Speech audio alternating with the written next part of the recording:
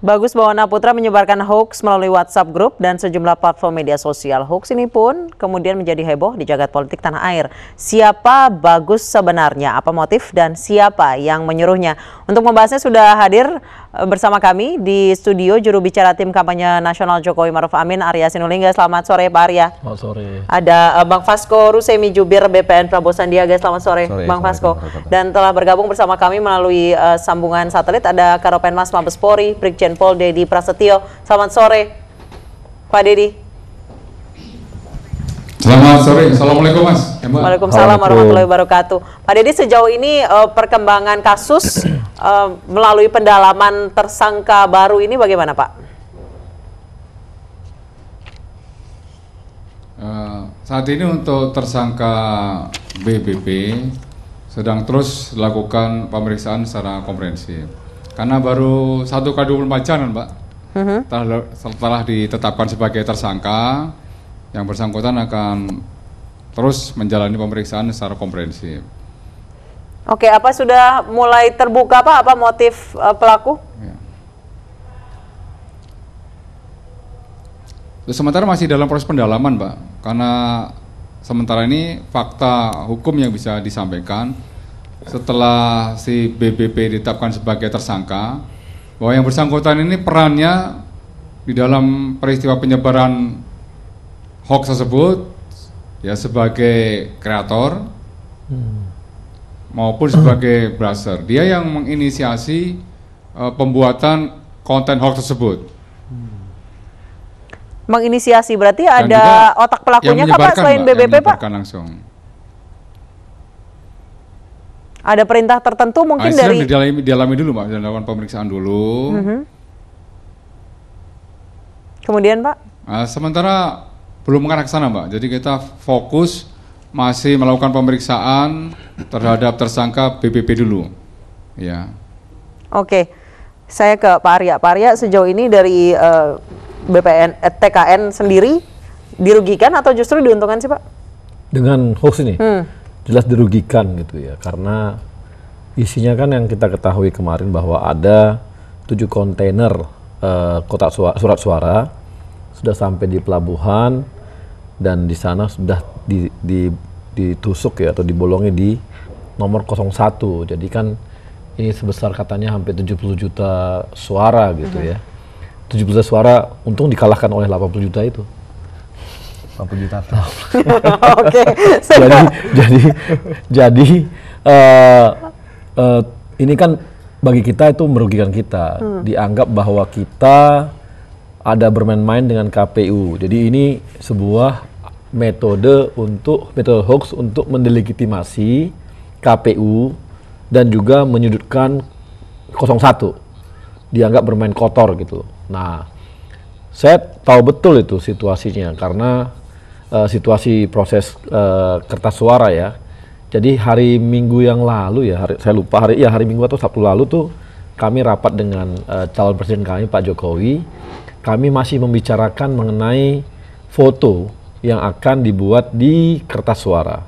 Foto Pak Jokowi yang mana nih yang bisa akan kita pilih untuk dicantumkan di kertas suara. Besoknya tiba-tiba, dan itu finalnya besok gitu. Finalnya kita besok. Nah, tiba-tiba kita dapat itu. Mana kan logikanya nggak mungkin betul ada kertas suara. Makanya Halang mengatakan bahwa ini hoax karena kertas suara saja. Foto saja baru dipilih ya Pak ya? Baru dipilih, artinya nggak mungkin dong ada kertas suara di sana gitu. Baik, kita balik lagi ke Pak Dedi. Pak Dedi, sejauh ini dari pemeriksaan pelaku, modus-modus apa yang digunakan saat pelaku ini membuat, kemudian pola penyebarannya seperti apa? Ya, jadi gini Mbak, untuk tersangka BBP, awalnya dia membuat narasi dulu, ya narasi hoax, yang isi narasi tersebut berupa kata-katanya bahwa telah masuk 7 kontainer dari Cina yang berisi kotak suara, surat suara yang sudah tercoblos di Tanjung Priok. Itu diluncurkan oleh tersangka tanggal 1 Januari 2019 pukul 23.35. melalui akun Twitternya. Setelah diviralkan, ada beberapa respon lah Mbak, cuman tidak semasif pola yang kedua yang dia lakukan. Pola yang kedua dia lakukan dengan membuat rekaman voice. Ya, rekaman voice itu mulai dia viralkan tanggal 2 Januari 2019.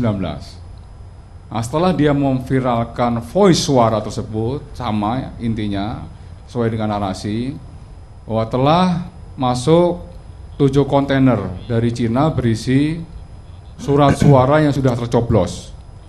Nah, setelah itu diviralkan melalui akun Twitter, kemudian WA grupnya, baru itu rame Mbak, baru itu menjadi viral di media sosial. Oke, kemudian setelah viral itu baru dari... Ya silakan Pak Deddy, dilanjutkan. Ya, setelah itu dari Ketua KPU dan Bawaslu melakukan koordinasi, kemudian menginfokan kepada Bareskrim, kemudian selanjutnya melakukan pengecekan on the spot langsung ke Tanjung Priuk, ya berkoordinasi dengan Bea Cukai, kemudian dengan dari kepolisian yang ada di sana maupun dari stakeholder yang ada di sana juga, dalam hal ini dari TNI AL juga, mengecek langsung apakah betul informasi yang sempat ramai beredar di media sosial maupun ada beberapa media online yang sudah mengutip info tersebut. Setelah dilakukan pengecekan secara fisik oleh pihak-pihak yang berwenang, tidak diketemukan info tersebut. Baik, kalau misal dilihat dari modus yang dilakukan dan hasil identifikasi pelaku hingga akhirnya polisi berhasil menangkap, siapa sih Pak inisial BBP ini Pak?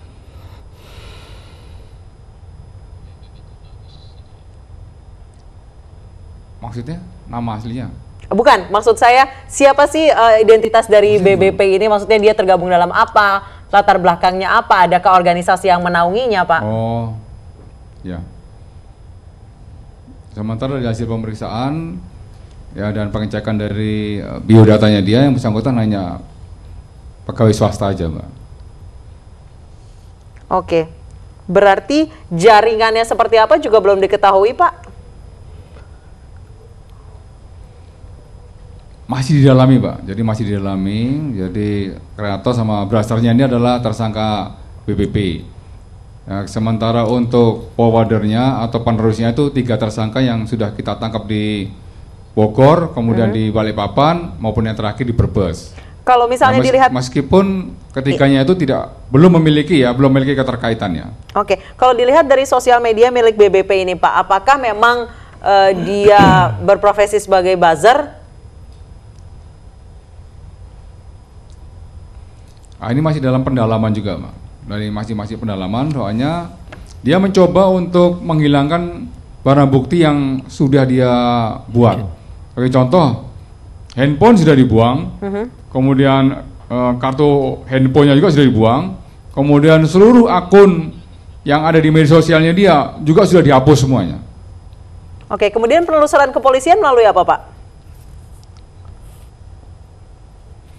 Dari rekam jejak digital. Ya, rekam jejak digital, komunikasinya dia dengan beberapa akun yang merespon atau yang menerima konten hoax tersebut dan ikut meneruskan.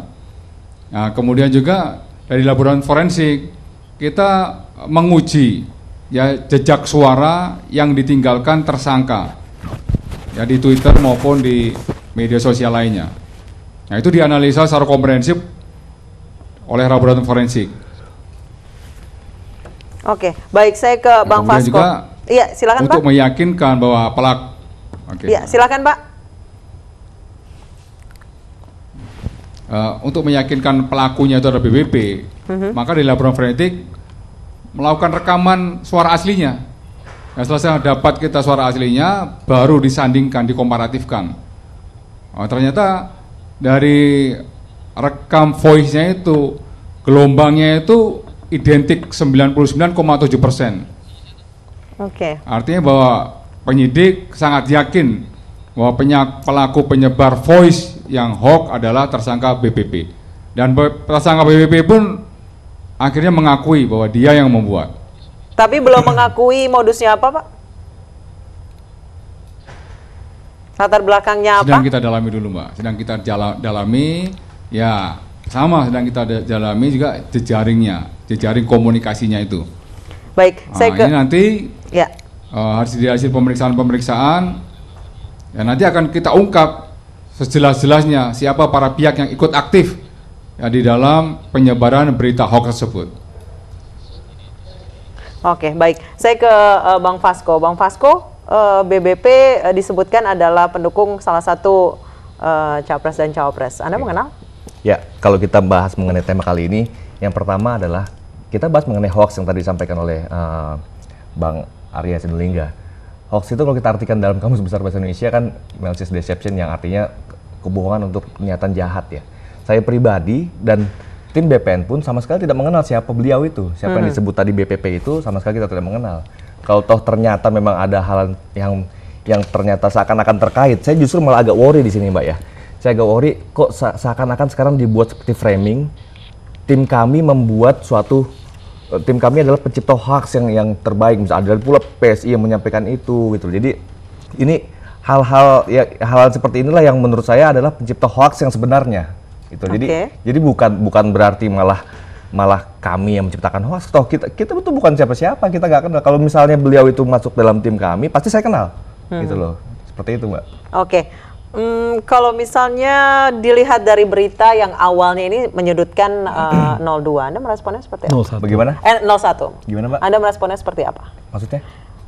Informasi hoax ini awalnya menyudutkan pasangan 01. Iya. Anda meresponnya seperti apa? Gini, saya jadi ingat cerita dongeng masa lalu pada saat orang tua saya menceritakan mengenai dongeng domba yang selalu menceritakan kebohongan, dan pada saat domba tersebut menceritakan kebenaran akhirnya tidak percaya jadinya.